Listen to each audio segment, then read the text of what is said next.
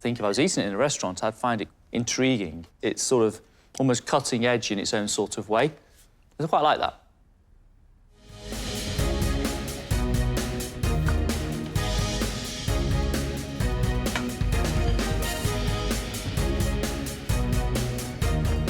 I've been cooking from a very young age, always loved being in the kitchen. I need to now show them what I can really do. Show them that my age will not affect my performance.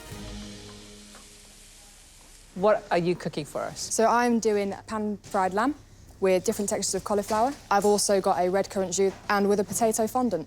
Listen, I'm really intrigued because your love is pastry. Yep. So tell me why we're not getting a sweet dish from you. I want to impress without using my pastry skills first. I didn't think in the time that I had, I'd have enough time to do a proper pastry dish. You looked a little bit down in the last round. What did you say to yourself? How are you feeling? I told myself to forget about it, to learn from it, and to now show what I really can do. Good luck. Thank you. Lamb, she's taking it off the bone, so she has to be very careful that she doesn't scorch the meat too much. Love the idea of the cauliflower puree. Burnt cauliflower, you've got to be very careful it's not too burnt. You want to make sure it's just right, otherwise it's going to get really bitter. Lamb with cauliflower works very well. And I think it can take a bit of sweetness.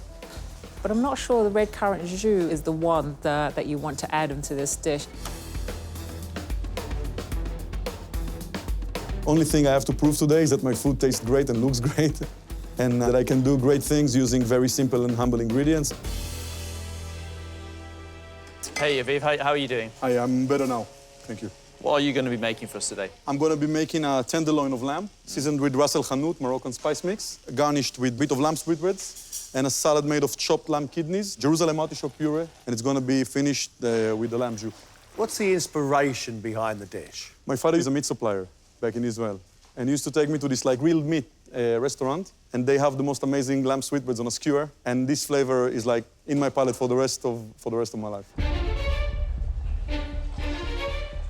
I really like the sounds of Aviv's dish using Ras El Hanout and the lamb offal.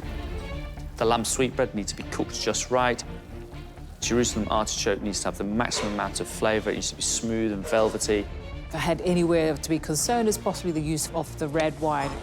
Very few chefs have managed to pull off a good red wine sauce that's worked well with lamb. Next is Aviv, who has made Ras El Hanout lamb tenderloin and sweetbreads, chopped kidney, parsley and almond salad, Jerusalem artichoke puree and crisps, preserved lemon and charred lamb fat, finished with a lamb jus.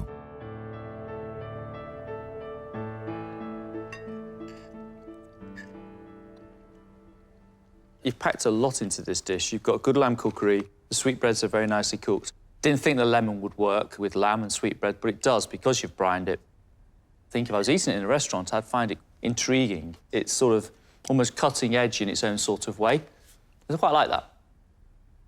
The lamb itself, the kidneys and the sweetbread, for me, cooked brilliantly. You've got sweetness coming from the masala sauce. I find the whole thing absolutely delightful.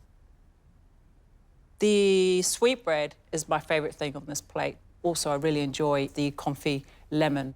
Altogether, it eats well. I love your ideas. Thank you very much. I love cooking this dish for them. I'm really, really happy about the comments. Personally, I feel I did redeem myself, but my opinion doesn't really count.